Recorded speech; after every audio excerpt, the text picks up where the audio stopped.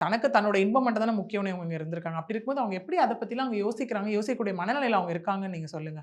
எத பத்தியும் ம். யோசிக்கலையே. அப்படி இருக்கவங்களா இருந்தா ஏன் பொழுதன்னைக்கும் உட்கார்ந்து ஃபோன் யூஸ் பண்ண போறாங்க? ஏன் வந்து உங்களுக்கு ஃபுல்லா சாட்டிங் பண்ண போறாங்க? ஏன் கால்ஸ் பேச போறாங்க? குழந்தைங்க அப்ப காலைல குழந்தைங்கள ஸ்கூலுக்கு கிளப்பி அனுப்பிட்டா, அப்புறம் அடுத்தது என்ன வேலை இருக்கு? ஹஸ்பண்ட் வராரா, ஹஸ்பண்ட பார்க்கணும். அதுக்காக அடிமை அப்படிங்கிற கான்செப்ட் இல்ல. அவங்களோட டே டு டே வேலை ரொட்டீன் அவங்க பண்ணணும்ல. இல்ல ஹஸ்பண்ட் கூட வெளில போறது, வரது. ஏன்னா இவங்க ஹவுஸ் ஒய்ஃபா தான் அந்த இடத்துல இருந்திருக்காங்க. அவருக்கு ஷிஃப்ட் மாத்தி இருந்தா எங்கேயாவது வெளில போலாம் வாங்க. அந்த மாரி ஏதாவது ஒரு விஷயம் இங்க நடந்திருக்கணும் இல்லையா? அதுதானே அந்த இன்டிமசி. செக்சுவல் திங் மட்டும் ஒரு விஷயம் கிடையாது.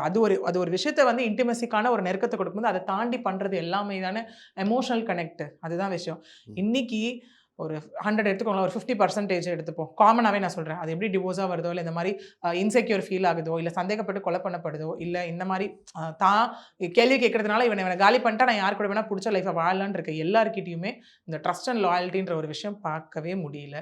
இன்னொருத்தவங்க அத கேட்க போனா, அவங்க மேல என்ன சொல்லுவாங்க, அந்த சாணிய வாரி எரிக்கிற கான்செப்ட் அந்த மாரி. அவங்கள கேரக்டர் அசாசினேட் பண்றது, டிவோர்ஸ் வாங்கிட்டு வெளில போணும்னு நெனைக்கிறது, இல்லன்னா இப்பலாம் எக்ஸ்ட்ரீம் கொலையே பண்ணிர்றது. இதுதான் ரொம்ப இன்னைக்கு ஜாஸ்தி ஆயிட்டு இருக்கு.